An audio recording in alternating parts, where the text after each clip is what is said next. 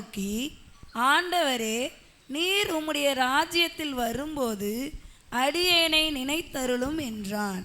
இயேசு அவனை நோக்கி, இன்றைக்கு நீ என்னுடனே கூட பரதேசியில் இருப்பாய் என்று மெய்யாகவே உனக்கு சொல்லுகிறேன் என்றார்.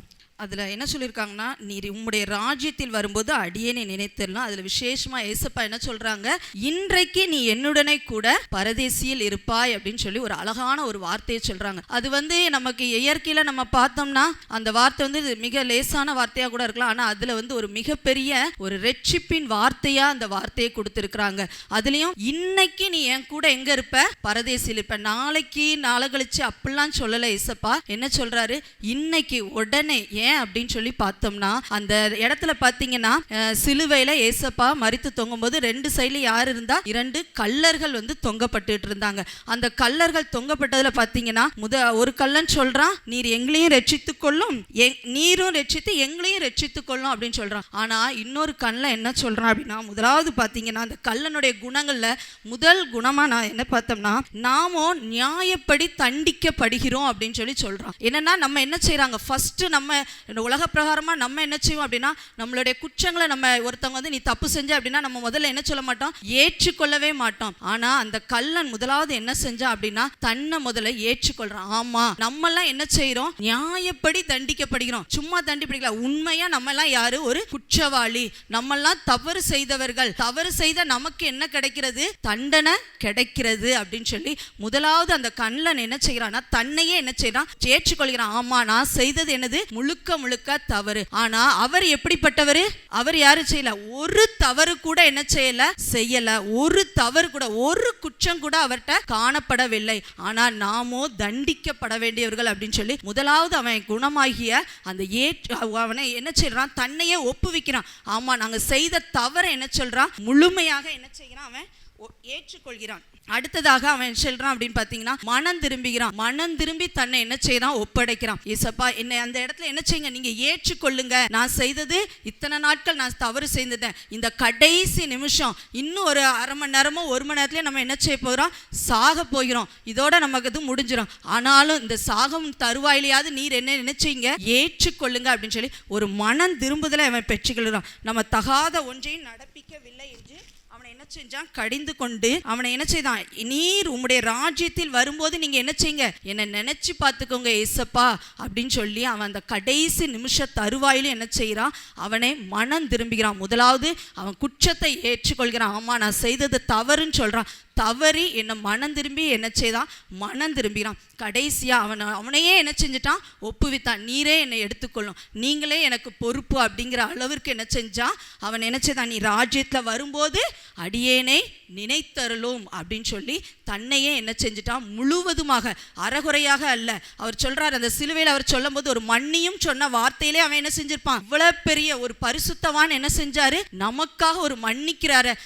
நம்ம எத்தனையோ நேரத்தில் மன்னிக்காம இருந்த நிலைமையே கூட அவன் என்ன செஞ்சிருக்கலாம், யோசித்து மன்னிக்காம தானே அவன் எல்லா இடத்துலையும் தவறு செய்திருக்கலாம், ஒருத்தங்களை அடித்து கொலை செய்திருப்பான். ஏன் அப்படின்னு செஞ்சிருப்பான், அவனுடைய மன்னிக்காத தன்மை தான் என்ன செஞ்சது, அவனை அந்த இடத்துல என்ன செஞ்சது, அந்த தவறுகளெல்லாம் செய்ய வைத்திருக்கும். அந்த கடைசி நிமிஷத்துல அவன் என்ன செஞ்சான், தன்னையே ஒப்புவித்தான். நம்மளும் சில நாட்கள்ல சில சமயம் ஏசப்பாட்ட என்ன செய்ய மாட்டான், தவறையே நம்ம ஒத்துக்கிடவே மாட்டான். இல்லை, நான் செஞ்ச தவறு நம்ம என்ன செய்ய மாட்டான், ஒரு நாளும் ஒத்துக்கொள்ளவே மாட்டோம். அதே போல நம்ம வீட்டில் முழுமையான மனம் திரும்புதல் இருக்கணும். எல்லா காரியங்களிலும் ஒரு சின்ன காரியம், ஒரு சின்ன பொய் சொல்றதா இருந்தாலும் நம்ம என்ன செய்யணும், முழுமையாக நம்ம என்ன செய்யணும், மனம் திரும்ப நாமளே என்ன செய்யணும், ஒப்புவிக்கும் போது நமக்கு அதற்குள்ள பலனை என்ன செய்வார், கர்த்தர் தருவார். அதே போல கடைசியாக என்ன செஞ்சான், முழுமையாக தேவனிடத்துல ஒப்புவித்துட்டான். என் ஆவி ஆத்மா எல்லாமே உமக்குங்கிற மாதிரி அவன் எல்லாவற்றையும் என்ன செஞ்சான், ஒப்புவித்தான். அதே போல அந்த சிலுவையில ஏசப்பா சொன்னது பார்த்தீங்கன்னா, உடனே ஏற்றுக்கொண்டார். ஏசப்பா என்ன செஞ்சாங்க, உடனே அவனை என்ன செஞ்சுட்டாங்க,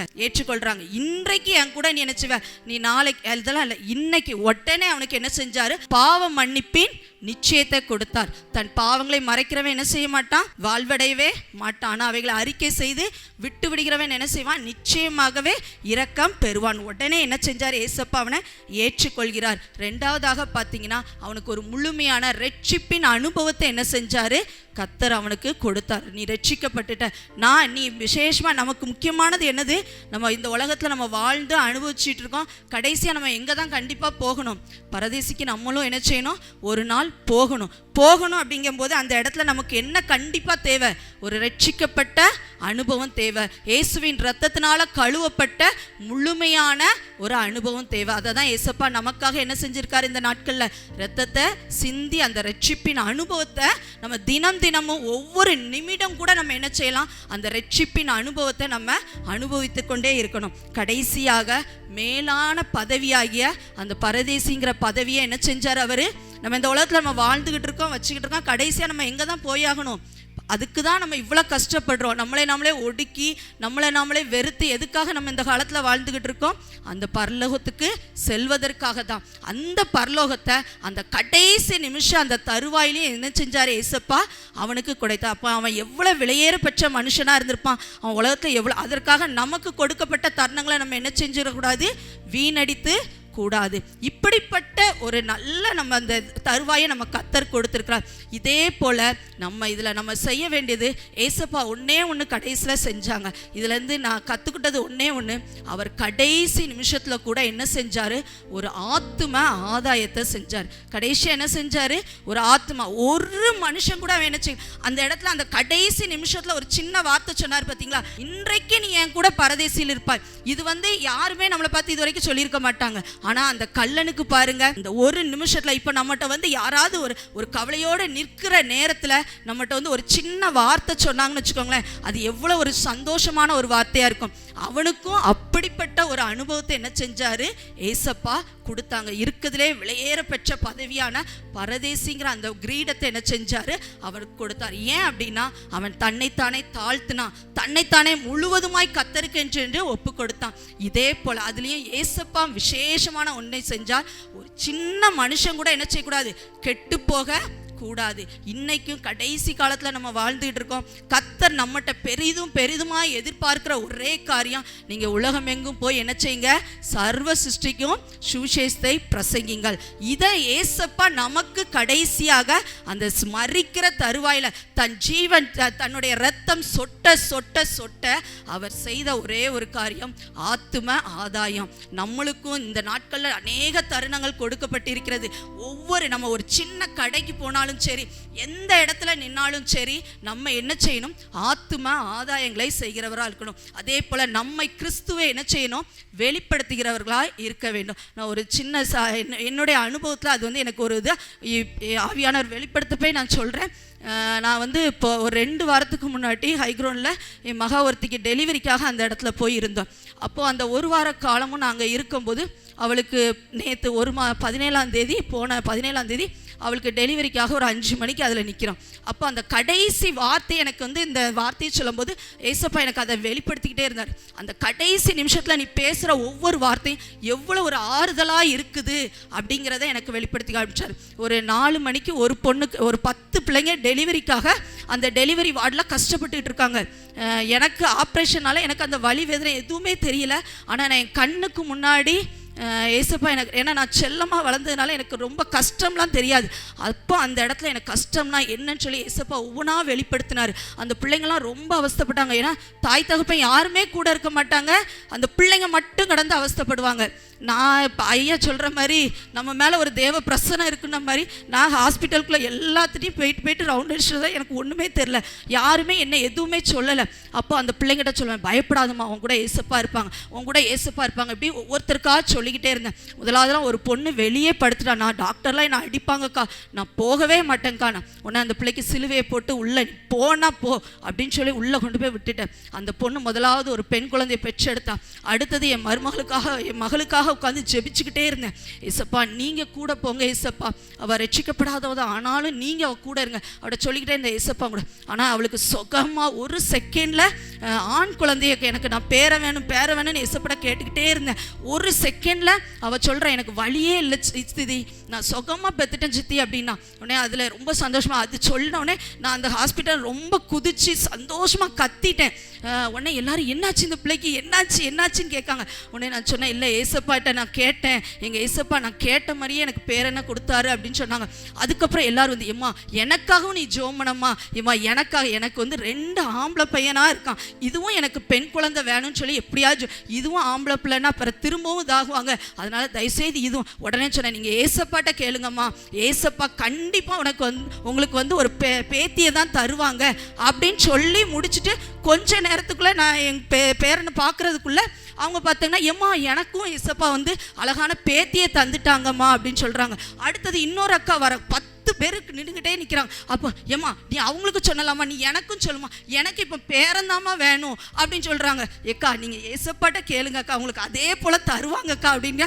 அதுக்கப்புறம் ஒவ்வொருத்தருக்கும் மாற்றி வந்துட்டு கடைசியில் அந்த அக்கா கடைசியாக ஒரு அக்கா ரொம்ப அழுதுகிட்டு இருந்தாங்க. ஏம்மா எனக்கு தயவு செய்து பேரந்தாமா வேணும், பேரந்தான். ஏக்கா நீங்கள் ஏசப்பாட்ட கேளுங்கக்கா, உங்களுக்கு கண்டிப்பாக எனக்கு பேரந்தான் வருவான் அப்படின்னு சொன்னேன். அந்த கடைசி நிமிஷத்துலையும் அவங்க ஏசப்பாட்ட ஜெபிக்கும் போது கரெக்டாக அதே போல் அந்த இடத்துல நின்று அந்த கடைசி நிமிஷத்தில் அவங்களோட சொல்கிற ஒவ்வொரு வார்த்தையின்படி கடைசியாக அவங்களுக்கும் ஏசப்பா என்ன செஞ்சாங்க, அவங்க கேட்ட விண்ணப்பத்தின்படி பேரனை கொடுத்தாரு. எப்படி நம்ம அந்த இடத்துல நின்று ஏசப்பாவை பிரதிபலிக்கிறோமோ அது அவங்களுக்கு ஒரு ஆத்துமத்தில் ஒரு விடுதலையை கொடுக்குது. அவங்க அவ்வளோ ஒரு கவலையோடு அவங்க உட்கார்ந்தாங்க, அவ்வளோ ஒரு சோர்வாக இருக்கிறாங்க. ஆனால் அந்த இடத்துல நம்ம நின்று அந்த இடத்துல அந்த வார்த்தையை சொல்லும்போது அந்த இதில் கர்த்தர் ஒரு பெரிய விடுதலையை கொடுத்தார். அதெல்லாம் நான் பக்கத்தில் உட்காந்து அனுபவிக்கும் போது ரொம்ப வித்தியாசமாக இருந்துச்சு. ஏசப்பா இப்பெல்லாம் அதே போல் அந்த இடத்துல என் பேரனும் என் மகளையும் மட்டும் ரொம்ப நேரமும் ஹாஸ்பிட்டல் அந்த ரூம்குள்ளே வைக்காமல் அதில் இருந்த நிறைய பிள்ளைங்க இன்குபேட்டரில் 2 மணி நேரம் 3 மணி நேரம்லாம் அந்த இன்குபேட்டரில் கொண்டு போய் வச்சுருந்தாங்க. ஆனால் அந்த இடத்துல பார்த்தீங்கன்னா என் பேரை உடனே 1 மணி நேரம் கூட ஆகலை, என் கையில் கொண்டு வந்து கொடுத்துட்டு போயிட்டாங்க. என் மகளையும் உடனே அனுப்பிவிட்டாங்க. அப்போது அந்த 10 பேரில் கர்த்தர் என் மகளோடையும் என் பேரனோடையும் கர்த்தர் அன்னைக்கு நின்று அது என் கூட ஏசப்பா அப்படியே என் கரத்தை பிடிச்சி நடத்தின மாதிரி இருந்துச்சு. அப்போ தான் நினச்சிக்கிட்டேன், அந்த மரண தருவாயில் நின்னாலும் கூட நம்ம கூட யார் இருக்கணும், ஏசப்பா இருந்தாங்கன்னா நம்ம காரியம் எப்படி மாறும், ஜெயமாகவே நம்மளை மாற்றி கொடுப்பான்னு சொல்லி அந்த இடத்துலையும் அநேகருக்கு சுவிசேஷத்தை அறிவிக்க கர்த்தர் பலன் கொடுத்தார். அப்போ நம்மளுடைய கடைசி மூச்சு நமக்கு நிற்கிற வரைக்கும் நம்ம செய்ய வேண்டியது ஆத்தும ஆதாயம். ஏசப்பா அதைத்தான் அந்த மரண தருவாயில் நிற்கிற வரைக்கும் அவருடைய இரத்தம் சொட்ட அந்த இடத்துல என்ன செஞ்சாரு, ஆத்தும ஆதாயம் செய்து ஒரு பெரிய நமக்கு ஒரு முன்மாதிரியாக வாழ்ந்தார். அதே போல நம்மளும் அந்த கல்லனை போல நம்மளை நாமளே ஒப்பு கொடுப்போம். இந்த நாட்களை 40 நாட்கள் நம்ம உபவாசம் இருந்திருக்கோம். நம்மளை நாமளே தரை மட்டுமாக தாழ்த்தி கர்த்தர் இடத்துல ஒப்பு கொடுத்து தேவ ராஜ்யத்தை கட்டி எழுப்புகிறார்ப்பா. கர்த்தர் தாமே இந்த வார்த்தையை ஆசீர்வதிப்பார்.